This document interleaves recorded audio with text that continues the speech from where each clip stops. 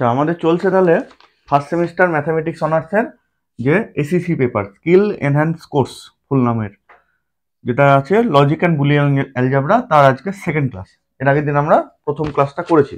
তো কাউরের যদি নোটের দরকার হয়, এটা আমার হোয়াটসঅ্যাপ নাম্বার, হোয়াটসঅ্যাপ করতে পারো বা পরবর্তী ভিডিওগুলোর জন্য যোগাযোগ করতে পারো। আচ্ছা, তাহলে এর আগের দিন আমাদের কনজাংশন ডিসজাংশন হয়েছে। আজকে আমাদের হবে পেজ নাম্বার 2। যাদের কাছে নোট আছে তারা দেখো পেজ নাম্বার 3, পেজ নাম্বার 3 একদম উপরে এক্সক্লুসিভ অর। ঠিক আছে, তো এক্সক্লুসিভ অর জিনিসটা কি? আমাদের যে ডিসজাংশন ছিল সেটাও কিন্তু অর ছিল। তাহলে আমাদের পি একটা প্রপোজিশন, কিউ একটা প্রপোজিশন, এদের মধ্যে যদি আমি ডিসজাংশন নিই, যেটা সাইন এরকম দেওয়া হয়, এটার মানে কি পি অর কিউ। আমি আগের দিনেরটা একটুখানি টেনে তারপর আজকের টপিকে আসছি। তাহলে পি অর কিউ মানে কি? হয় পি, মানে আমি বলতে চাইছি হয় পি, না হয় কিউ, না হয় দুজনেই। তার মানে এটা টি, এটা ফলস, তাতেও যেহেতু অর আছে তাহলে এই ডিসজাংশন কিন্তু ট্রু হবে। এই ডিসজাংশন কিন্তু ট্রু হবে। সিমিলারলি এটা ফলস, এটা ট্রু, মাঝখানে যেহেতু ডিসজাংশন আছে তাহলে এটাও ট্রু হবে। যদি দুটোই টি হয় তাহলেও কিন্তু ট্রু হবে, বাট যদি দুটোই ফলস হয় তখনই এটা একমাত্র ফলস হয়। ডিসজাংশনে আমাদের সেরকমই আগের দিন শিখেছি, যেমন হয় পি, না হয় কিউ, না হলে দুজনই। তিনটে কেসেতেই ট্রু হবে। যদি দুটোই ফলস হয় তাহলে ফলস হবে। এটা ছিল আমাদের ডিসজাংশন। এবার আসছে আমাদের exclusive or. Exclusive or article number 3.c। তাহলে এটাও কিন্তু অর ছিল। আচ্ছা, আমি একটু এদের মাঝখানে অন্য কালার দিয়ে লিখে দিই, তাহলে বুঝতে পারবে। এটা ছিল ডিসজাংশন বা অর অনলি। এবার আসছি আমরা এক্সক্লুসিভ অরে। এক্সক্লুসিভ অর মানে কি? ধরো আমরা একটা আগে উদাহরণ দিই, উদাহরণটা দেখে তারপর আমরা ডেফিনেশনে আসি। যেটা নোটে আছে সেই উদাহরণটাই আমি দিচ্ছি। তো এক্সক্লুসিভ অরের এক্সাম্পল 1 যেটা, সেটার দিকে দেখো। ঠিক ট্রুথ টেবিলের পরেই আছে। এখানে দুটো স্টেটমেন্ট দেওয়া আছে, সরি স্টেটমেন্ট নয়, প্রপোজিশন দেওয়া আছে। পি মানে হচ্ছে soup is free for 1000 rupees order. মানে তুমি কোনো রেস্টুরেন্টে খেতে গেছো, সেখানটায় বড় বড় অক্ষরে লেখা আছে যে তুমি যদি 1000 টাকার অর্ডার করো বা 1000-এর বেশি টাকার অর্ডার করো তাহলে স্যুপ তোমার জন্য ফ্রি। সিমিলারলি কিউয়েরটা বলা আছে salad is free for 1000 rupees order. তার মানে 1000 টাকার অর্ডার করলে স্যালাড ফ্রি। এটা দুটো আলাদা আলাদা প্রপোজিশন, ঠিক আছে? দুটোকে একসাথে ভেবো না, আলাদা আলাদা করে ভাবো। এরকম দুটো লাইন লেখা আছে যে soup is free for 1000 rupees order, নিচের একটা লাইন লেখা আছে salad is free for 1000 rupees order. তাহলে আমার প্রশ্ন হচ্ছে, আমি যদি 1000 রুপিস অর্ডার করি, অর্ডার মানে 1000 রুপির খাবার যদি কিনি, তাহলে কি আমাকে স্যুপ স্যালাড দুটোই দেবে? ভালো করে একটু ভাববে, হ্যাঁ, যে আমি যদি 1000 রুপিস অর্ডার করি, ওই দুটো লাইন লেখা আছে, তাহলে কি আমাকে স্যুপও দেবে এবং স্যালাডও দেবে? তোমরা একটু নিজে নিজে ভাবো, হ্যাঁ, ভিডিওটা পজ করো, করে নিজে নিজে ভাবো।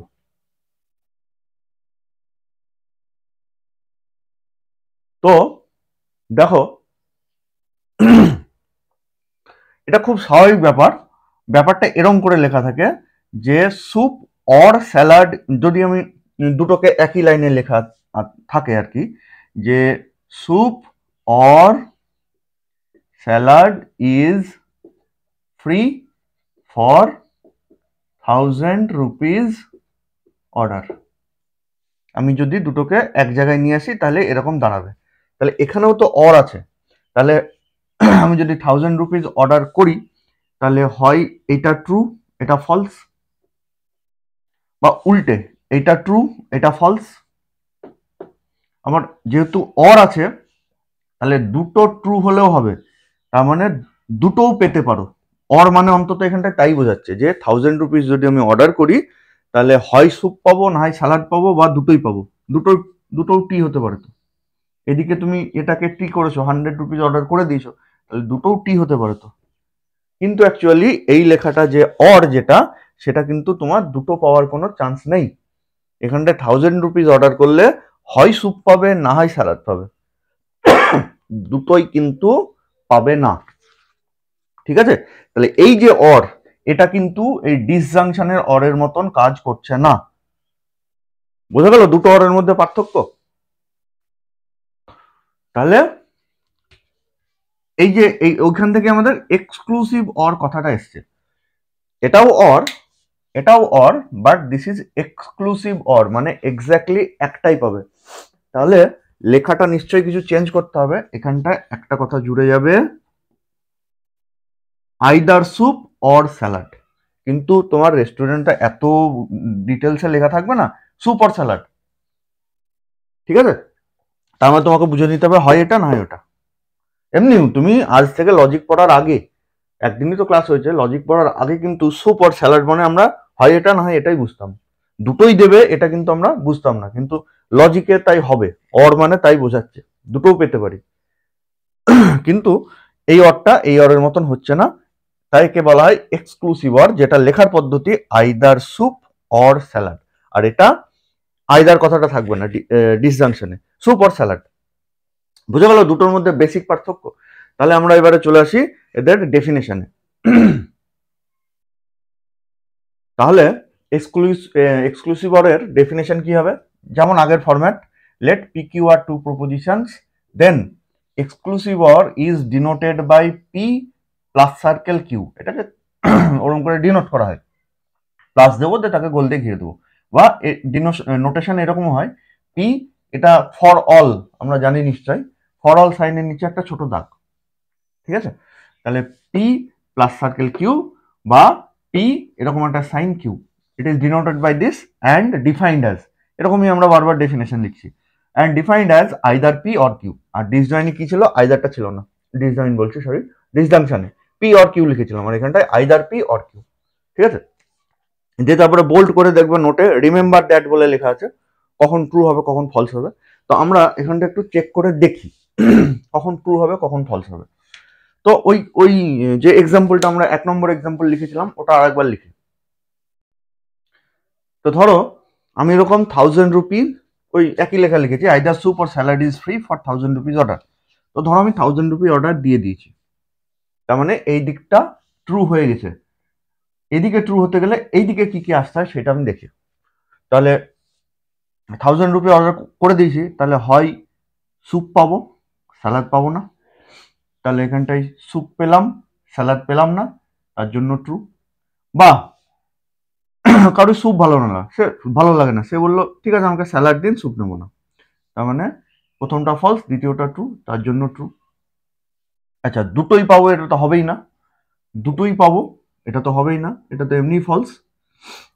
এবার দেখি দুটোই যদি ফলস হয় তাহলে কি কেস আছে। আমি 1000 রুপি অর্ডার করে দিয়েছি কিন্তু দুটোই দিচ্ছে না, দুটোই ফলস মানে দুটোই দিচ্ছে না, বা তুমি বলেছো দুটোর কোনোটাই নেবো না, বা রেস্টুরেন্টওয়ালা দুটোর মধ্যে কোনোটাই দিচ্ছে না, তাহলে কি হবে? ব্যাপারটা তো গন্ডগোলই হয়ে যাবে। তাহলে দুটোই যখন দিচ্ছে না, লেখা আছে কিন্তু দুটোই দিচ্ছে না, তাহলে তুমি নিশ্চয়ই 1000 রুপিস অর্ডার করবে না। দুটোই যখন দেবো না লেখা আছে কিন্তু দুটোই দেবো না বলছে, দুটোই নেই ধরো অ্যাভেলেবল, তাহলে নিশ্চয়ই তুমি 1000 রুপি অর্ডার করবে না। তাহলে দুটোই পাচ্ছি না যখন, তখন 1000 রুপি অর্ডারও করবো না, এটা ফলস। আশা করি ব্যাপারটা বুঝতে পেরেছো, যদি না বুঝতে পারো ভিডিওটাকে আবার রিমাইন্ড করে দেখো। তাহলে এটা কখন কখন ট্রু হচ্ছে? যখন exactly one proposition is true and another is false. In all other cases, মানে দুটোই ট্রু বা দুটোই ফলস, তখন কিন্তু এই প্রপোজিশন এক্সক্লুসিভ ওয়ার্ডটা ফলস হয়ে যাচ্ছে। ঠিক আছে, তাহলে রিমেম্বার দ্যাট বলে ওটা কি লিখবো? দেখো নোটে লেখা আছে, remember that P plus circle Q means exclusive or is true when exactly one proposition is true and other proposition is false. Exactly one proposition is true and other proposition is false. In all other cases means first and fourth, in all other cases it is false. Clear? তারপরে আমরা table দিয়ে দেবো, truth table. তারপরে লেখা আছে example 1, P মানে দেওয়া আছে soup is free for 1000 rupees order, Q মানে দেওয়া আছে salad is free for 1000 rupees order. So if we write soup or salad is free for 1000 rupees order, then this or is called exclusive or, and এটাকে actually কি লিখতে হবে, that is either soup or salad is free for 1000 rupees order. ঠিক আছে, রেস্টুরেন্টে কিন্তু either কথাটা লেখা থাকবে না, এরকম যদি লেখা থাকে soup or salad is free for 1000 rupees order, that means either soup or salad is free for 1000 rupees order. This type of or is called exclusive or. বোঝা গেল? সিমিলারলি সেকেন্ড একটা এক্সাম্পল দেওয়া আছে, যেটা দেওয়া আছে students those are in physics can attend math class. Similarly Q মানে হচ্ছে students those are in chemistry can attend math class. তাহলে এখানে এক্সক্লুসিভ অর দিয়ে যদি দিই তাহলে কি হবে, either physics or chemistry student can attend math class. তো যাই হোক, একটা করে এক্সাম্পল আমরা মনে রাখবো। ঠিক আছে, ঠিক তারপরে চলে আসছে কন্ডিশনাল স্টেটমেন্ট, খুব ইম্পর্টেন্ট এবং খুব ইন্টারেস্টিং। দেখি কি লেখা আছে। তো কন্ডিশনাল স্টেটমেন্টের আমরা আগে এক্সাম্পলটা দেখি, তারপর ডেফিনেশন আসছি। তো ধরে নিচ্ছি পি আর কিউ হচ্ছে দুটো স্টেটমেন্ট, তাহলে conditional statement is denoted by P arrow Q, যেটাকে লেখা হয় কন্ডিশনাল স্টেটমেন্টের নোটেশন হিসেবে P arrow Q, and defined as if P then Q. ঠিক আছে, তাহলে আমি যদি যখন ডেফিনেশন লিখবো তখন এরকম লিখবো, let P Q are two propositions, then conditional statement is denoted by p arrow q and defined as if p then q, মানে যদি p হয় তাহলে q হবে। এটার বাংলা পরিষ্কার মানে if p then q means যদি p ঘটে তাহলে q ঘটবে। আচ্ছা, তাহলে এটাকে আমরা একটা এক্সাম্পল দিয়ে দেখি। ধরো p মানে একটা প্রপোজিশন, I am elected, মানে ধরো তুমি ভোটে দাঁড়িয়েছো, ঠিক আছে, বা আমি ভোটে দাঁড়িয়েছি, আই অ্যাম ইলেক্টেড, তার মানে আমি ভোটে দাঁড়িয়ে ইলেক্টেড মিনস জিতে গেছি। কিউ মানে হচ্ছে I will make this road, মানে আমি এই রাস্তাটা বানিয়ে দেবো। মানে ধরো ভোটের প্রচারে আমি বলেছিলাম যে যদি আমি ভোটে জিতি তাহলে এই রাস্তাটা বানিয়ে দেবো। ঠিক আছে, আমার স্লোগান এরম ছিল, যদি ভোটে জিতি তাহলে রাস্তা বানিয়ে দেবো। তাহলে ভোটে জেতা একটা প্রপোজিশন, রাস্তা বানিয়ে দেওয়া আর একটা প্রপোজিশন, তাহলে সেটাকে ইফ পি দেন কিউ এরকম ভাবে লেখা যাবে কন্ডিশনাল স্টেটমেন্ট। মানে if I am elected then I will make this road, if P then Q, যার নোটেশন হচ্ছে এটা। ঠিক আছে, তাহলে সে তো গেল। এইবার আমরা দেখি যে এই কন্ডিশনাল স্টেটমেন্টটা কখন ট্রু হয় কখন ফলস হয়। ঠিক আছে, তো আমরা চলে আসি এদিকে পি এদিকে কিউ, যাদের চারটেই composition 2 to the power n, যেখানে n কটা আছে, দুটো প্রপোজিশন আছে, তার মানে 2 টু দি পাওয়ার 2, মানে টোটাল 4খানা কম্পোজিশন আসবে। এই হচ্ছে সেই 4খানা, আগের দিনও বলেছিলাম। তো এবার দেখি আমরা কখন কখন ট্রু ফলস হবে। ধরে নিচ্ছি দুটোই ট্রু হয়েছে, তাহলে এটা কি হবে, দুটোই ট্রু মানে কি, আমি ভোটে জিতেওছি আবার আমি রাস্তাও বানিয়ে দিয়েছি, ঠিক না? পি ট্রু মানে আমি ভোটে জিতেছি, কিউ ট্রু মানে রাস্তা বানিয়ে দিয়েছি, তাহলে অসুবিধা নেই, আমি আমার কথা রেখেছি, তাহলে তখন আমি কিন্তু ট্রু হয়ে গেলাম, মানে আমি যে বক্তব্য দিয়েছিলাম সেই বক্তব্যটা সত্যি সত্যি ঘটে গেল। বেশ, তাহলে conditional statement is true. Second কেসে আছি টি এফ, মানে পিটা ট্রু হয়েছে কিন্তু কিউটা ফলস হয়ে গেছে, মিনস আমি জিতে গেছি ভোটে কিন্তু রাস্তা বানাইনি। প্রথমটা ট্রু, দ্বিতীয়টা ফলস, মানে তাই বোঝা যাচ্ছে যে আই এম ইলেক্টেড কিন্তু আমি রাস্তাটা বানাইনি। তাহলে কি হলো, আমি যে কথাটা দিয়েছিলাম সেটা ভুল কথা হয়ে গেল, আমি মিথ্যা প্রমাণিত হলাম, তাহলে তখন কন্ডিশনাল স্টেটমেন্ট হয়ে গেল ফলস। আমি ভোটে জিতেছি কিন্তু রাস্তা বানাইনি, তাহলে ফলস। উল্টে প্রথমটা ফলস দ্বিতীয়টা ট্রু, মানে আমি ভোটে জিতিনি তবুও রাস্তাটা হয়ে গেছে। এই জায়গাটা একটু ভালো করে বুঝতে হবে যে আমি ভোটে জিতিনি তবুও রাস্তাটা হয়ে গেছে। তাহলে আমার বক্তব্য কি ছিল, যদি ভোটে জিতি তাহলে রাস্তা বানাবো, কিন্তু আমি ভোটে না জিতেও রাস্তা বানিয়ে দিয়েছি, তাহলে আরো ভালো কথা, আমি ভোটে জিতলে রাস্তা বানাবো এই ছিল আমার কন্ডিশন, কিন্তু আমি ভোটে না জিতেও রাস্তা বানিয়ে দিয়েছি, তাহলে আমি আমার কথা রেখেছি মানে আরো ভালোভাবে রেখেছি, তাহলে এই কেসেতে কিন্তু ট্রু হয়ে যাবে। সিমিলারলি লাস্টেরটা কি, ফলস ফলস, আমি ভোটে জিতেও নি রাস্তাও বানাইনি, ঠিকই আছে, কারণ আমার বক্তব্যই ছিল এরকম যে যদি ভোটে জিতে তাহলেই রাস্তা বানাবো, নাহলে কিন্তু বানাবো না। কিন্তু এখানে কি হলো, আমি ভোটে জিতিনি, তাহলে রাস্তাও বানাইনি, কেউ তো আমাকে কিছু বলবে না, তাহলে এটাও কিন্তু ট্রু। আর আগের কেসটা কি ছিল, আমি ভোটে জিতিনি তবুও রাস্তা বানিয়ে দিয়েছি, আরো ভালো জিনিস, কন্ডিশন যা দিয়েছিলাম তার থেকেও ভালো কাজ করেছি, তাহলে তখনও ট্রু। একমাত্র এই কেসেতে হবে ফলস, ভোটে জিতে রাস্তা বানায়নি। ঠিক আছে, তাহলে বুঝতে না পারলে আমাকে কমেন্টে জানিও। তাহলে আমরা ডেফিনেশন কি লিখবো, let P Q are two propositions, then conditional statement is denoted by P imply Q and defined as if P then Q. যে তারপরে রিমেম্বার দ্যাট, আমি জানি না নোটে কি লেখা আছে, আশা করি এরকমই লেখা থাকবে, remember that P imply Q is false when p is true but q is false. p imply q is false when p is true, q is false. In all other cases, মানে first, third and ফোর্থের কথা বলছি, in all other cases it is true. বুঝে হলো? আর আমরা এই এক্সাম্পলটা মাথার মধ্যে ঢুকিয়ে রাখবো, এই এক্সাম্পলটা, if I am elected then I will make this road, তাহলেই ট্রুথ টেবিল দেখবে মনে থাকবে, বা ওই রিমেম্বার দ্যাট বলে যে কথাটা লিখেছি সেটা মনে থাকবে। ঠিক আছে, আচ্ছা গেল। দিয়ে তারপরে তাহলে ডেফিনেশন তো ওখানটায় নোটে দেখে নিও, ট্রুথ টেবিলও লেখা আছে, তারপরে নোট বলে কিছু কথা লেখা আছে, নোট বলে ঠিক নিচে ট্রুথ টেবিলের কি লেখা আছে দেখি।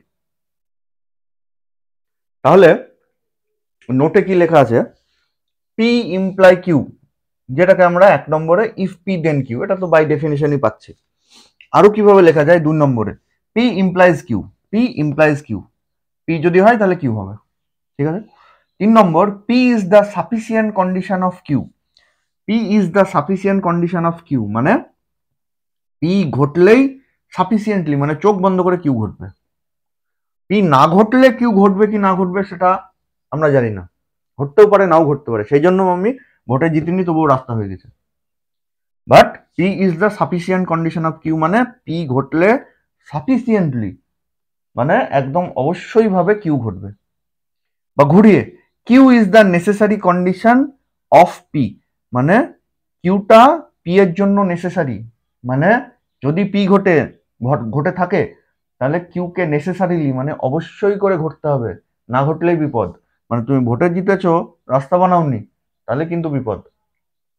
ঠিক আছে, তা এত কিছু মাথায় রাখতে পারবে না, আমরা ইফ পি দেন কিউ এটা যদি জানি, পি ইমপ্লাইজ কিউ এটা তো আমরা এমনি, পি ইমপ্লাইজ কিউ, তারপরে প্রথমটা হচ্ছে দ্বিতীয়টার sufficient, means P is the sufficient condition of Q, বা ঘুরিয়ে Q is the sufficient condition, necessary condition of P. এই দুটো টার্ম আমাদের মনে রাখতে হবে, এরকম করে লিখে যদি দেয় তাহলে আমাকে বুঝতে হবে এটা হচ্ছে আমাদের কন্ডিশনাল স্টেটমেন্ট। মানে এরকম বললো যে P is the sufficient condition of Q means, P is the sufficient condition of Q means conditional স্টেটমেন্টকে বোঝাতে চেয়েছে। বা ঘুরিয়ে Q is the necessary condition of P, তার মানে ওই ইয়ে কন্ডিশনে দিতে চেয়েছে। ঠিক আছে, কন্ডিশনাল স্টেটমেন্টই বোঝাতে চেয়েছে। আচ্ছা, দিয়ে তার তো আমরা প্রথম এক্সাম্পল তো করেই ফেলেছি, সেকেন্ড এক্সাম্পল কি আছে, যেটা হচ্ছে 4 পৃষ্ঠার একদম প্রথমে, সেকেন্ড এক্সাম্পলে কি আছে দেখি। তাহলে এখানে এক্সাম্পল 2 এ যেটা দেওয়া আছে, আর মানে হচ্ছে একটা statement, proposition 8 is odd number, মানে 8 হচ্ছে বিজোড় সংখ্যা, অড মানে হচ্ছে বিজোড়, হ্যাঁ মনে না থাকলে লিখে রাখবে কোথাও। তাহলে 8 হচ্ছে বিজোড় সংখ্যা, তা 8 কি বিজোড়? নিশ্চয়ই না, 8 জোড়, তাহলে এটা ফলস প্রপোজিশন। আর এস মানে কি দেওয়া আছে, কিউ ইজ নট প্রাইম, তা কিউটা তো প্রাইম নয়, সরি কিউ বলছি কেন, ভেরি সরি, 9 এটা আজকে। এস মানে কি দেওয়া আছে, 9 ইজ নট প্রাইম, তাহলে 9 তো প্রাইম নয় অবভিয়াসলি, কারণ 9কে 1 আর 9 ছাড়াও অনেক কিছু দিয়ে ভাগ করে, অনেক কিছু মানে 3 দিয়ে ভাগ করে দেয়, তাহলে yes 9 is not prime, this is true. দিয়ে বলেছে find the truth value of R imply S, মানে কন্ডিশনাল স্টেটমেন্টের ট্রুথ ভ্যালু কি। তার আগে আমি একটু বলে দিই, এই এরকম যদি লেখা থাকে তাহলে প্রথম যে পার্টটা থাকে, মানে প্রথম যে প্রপোজিশনটা থাকে সেটাকে বলা হয় হাইপোথিসিস, আর এস মানে সেকেন্ড যেটা থাকে সেটা হচ্ছে কনক্লুশন। এটা যদি উল্টে যেত, এস ইমপ্লাই আর হতো, তাহলে তখন এসটাই হাইপোথিসিস হয়ে যেত, আরটাই কনক্লুশন হয়ে যেত। মানে প্রথম যেটা থাকবে সেটাকে বলবো হাইপোথিসিস, সেকেন্ড যেটা থাকবে সেটা বলবো কনক্লুশন। তাহলে এখানটা কি আছে, ফলস ইমপ্লাই টি, মানে ভোটে জিতিনি তবুও রাস্তা হয়ে গেছে, তাহলে অবভিয়াসলি কন্ডিশনাল স্টেটমেন্টটা ট্রু হবে। ভোটে যেটারও এক্সাম্পলটা দিয়ে মনে রাখবো, তাহলে খুব সুবিধা হবে মনে রাখতে, যে ভোটে জিতেনি তবুও রাস্তা হয়ে গেছে, তাহলে আমি true. Therefore the conditional statement this is true. এখানটা একটু কায়দা করে দেখো আমাদের কি কি ইয়ে ছিল, টি টি তাতে করে টি, টি ফলস তাতে করে ফলস, ফলস টি তাতে করে টি, আর ফলস ফলস তাতে করেও টি। তাহলে এই যে হাইপোথিসিস যদি প্রথমেই ফলস হয়ে যায় তাহলে কনক্লুশনের দিকে আমি তাকাবোই না। এটা কনক্লুশন আর এটা হাইপোথিসিস। হাইপোথিসিস যদি ফলস হয়ে যায় তাহলে কনক্লুশনের দিকে আমি তাকাবোই না। Conditional statement is always true. এইটা আমরা একটু মনে রাখবো। ভোটে জিতিনি আমি, রাস্তা বানালাম আর না বানালাম কি যায় আসে, ঠিক না? রাস্তা বানালে তো খুবই ভালো, না বানাতে পারলেও কোনো অসুবিধা নেই। সেই জন্য যখন হাইপোথিসিস ফলস হবে কনক্লুশনের দিকে আমি তাকাবোই না। The conditional statement is always true, সেটাই লেখা আছে। Here the hypothesis R is false, so whatever the value of the conclusion R imply S is always true. নোটে লেখা আছে তাই, ঠিক আছে? সিমিলারলি নেক্সট আমাদের 3 নম্বর এক্সাম্পল দেখি কি বলা আছে। এবারে কি হচ্ছে 3 নম্বর এক্সাম্পলে এগুলো দেওয়া আছে, চারটে স্টেটমেন্ট আছে। পি যেটা স্টেটমেন্ট সেটা হচ্ছে 7 স্কোয়ার ইকুয়ালস টু 49, তাহলে yes this proposition is true. তারপরে a rectangle has 4 sides, rectangle মানে চতুর্ভুজ, তার 4টে সাইড থাকে, yes this is also true. আর মানে 1 + 1 is equals to 2, yes this is also true. A square is not a rectangle, মানে স্কোয়ার চতুর্ভুজ নয়। তো সব স্কোয়ারই তো চতুর্ভুজ, যার 4টে সাইড সেই চতুর্ভুজ। ইভেন স্কোয়ারের মধ্যে 4টে সাইড থাকবে, এই কন্ডিশন ছাড়াও আরো একটা কন্ডিশন থাকে, 4টে সাইডই সমান হতে হবে। তো রেক্টাঙ্গল হতে গেলে সমান সমান হওয়ার দরকার, 4টে সাইড থাকলে হবে। তাহলে each square is a rectangle, কিন্তু এখানে কি বলেছে, square is not a rectangle, therefore this is false. এবার বলেছে find the truth value of, নিচের যে প্রপোজিশন গুলো লেখা আছে, নোটেও লেখা আছে দেখবে, সেগুলো ট্রুথ ভ্যালু কি দেখবো। তাহলে P imply Q, P true কিউও ট্রু, তাহলে দিস ইজ ট্রু। তারপরে কিউ ইমপ্লাই আর, তাহলে কিউও ট্রু আরও ট্রু, ভোটেও জিতেছি রাস্তাও বানিয়েছি, এরকম ভাবে যদি ভাবি তাহলে এটা ট্রু। পি ইমপ্লাই আর, পি ইমপ্লাই আর তার মানে পি ইমপ্লাই টি, মিনস ভোটে জিতেছি রাস্তাও বানিয়েছি, এটাও true. Q imply S, Q imply S মানে টি ইমপ্লাই এফ, মানে ভোটে জিতেছি কিন্তু রাস্তা বানাইনি, therefore Q imply S should be false. তারপরে আর ইমপ্লাই নট পি, তা আর টি মানে ট্রু, আর পি যদি ট্রু হয় তাহলে নট পি, এর আগের দিন বলেছি নট পি মানে নেগেশন, নট পি তাহলে কি হয়ে যাবে, আমাদের ফলস হয়ে যাবে। পি যদি ট্রু হয় নট পি ফলস হয়ে যাবে। তাহলে এবার আমরা দেখি আর ইমপ্লাই নট পি, আর মানে টি, নট পি মানে ফলস, তাহলে টি থেকে ফলস ইমপ্লাই করছে, ভোটে জিতেছি রাস্তা বানাইনি, therefore this is false. Similarly not R, তাহলে আর মানে টি ট্রু, তাহলে নট আর মানে কি ফলস, তাহলে এখানটায় হাইপোথিসিসই হয়ে গেল false. therefore whatever the truth value of the conclusion, the conditional statement is always true। কারণ হাইপোথিসিস ফলস যদি হয়ে যায় তাহলে কনক্লুশনের দিকে তাকাবোই না, হাইপোথিসিস যদি ট্রু হয় তখনই আমি দেখব, ঠিক আছে? এরকম করে আমরা লিখবো। তখন টেবিল ফেবিল দিয়ে লেখা আছে, কিছুই নাই, আমি একটুখানি টেবিলটা জানি না দেখতে পাচ্ছ না, দাঁড়াও দেখানোর ব্যবস্থা করি। এই যে এখানটায় যে প্রপোজিশনগুলো আছে P Q R S not P not R, সেগুলো আমি এখানটায় লিখে রেখেছি। P true, Q true, R true, S true, তাহলে নট পি কি হবে, পি যদি ট্রু হয় নট পি ফলস হবে। দিয়ে তারপরে ডান দিকে এদিকে স্টেটমেন্ট আর এদিকে তাদের ট্রুথ ভ্যালু, এরকম করে লিখেছি, ঠিক আছে? আচ্ছা, তারপরে আমরা চলে আসি নেক্সট এক্সাম্পলে, আশা করি পারবে। নেক্সট 4 আর 5, আমি 6এরটা দেখিয়ে দিই একটু। বলেছে দ্য স্টেটমেন্ট ইফ 2 + 3 = 6 দেন 2 + 4 = 7, এটা যদি আমি সিম্বলিক্যালি লিখতে যাই তাহলে 2 + 3 = 6 ইমপ্লাইজ, এটাকে ব্র্যাকেট দিয়ে লিখতে পারি, ইমপ্লাইজ 2 + 4 = 7। তার মানে ভাষায় যদি লিখি ইফ দিস দেন দিস, তাই তো এখানটা যে বক্তব্য তো লেখাই আছে ইফ দিস দেন দিস, তাহলে এটা কন্ডিশনাল স্টেটমেন্ট। আমি ইফ দেন দেখেই চিনবো যে এটা কন্ডিশনাল স্টেটমেন্ট। এটা যদি থাকতো এইটা অ্যান্ড এটা, তার মানে অ্যান্ড আছে মানে আমাদের হতো কনজাংশন, আগের দিনে ভিডিওতে পড়েছি। যদি অর থাকতো তাহলে ডিসজাংশন, বুঝা গেল?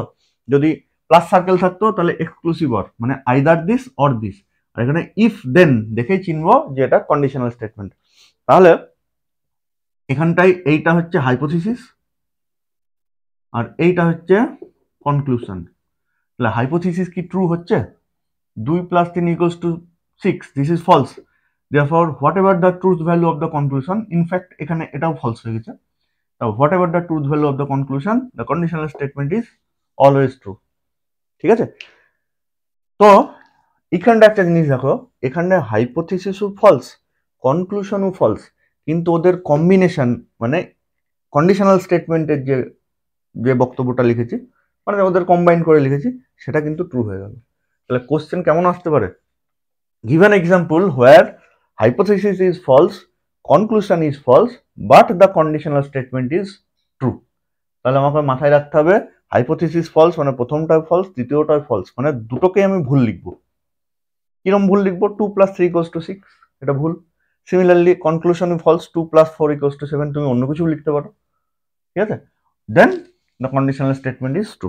ঠিক আছে? তারপরে আমাদের আসছে বাই কন্ডিশনাল। তো আমার মনে হয় কন্ডিশনাল স্টেটমেন্টটা আগে ভালো করে বোঝো, তারপর আমরা নেক্সট দিন বাই কন্ডিশনাল স্টেটমেন্টে আসবো। আজকে এই পর্যন্ত থাকলো।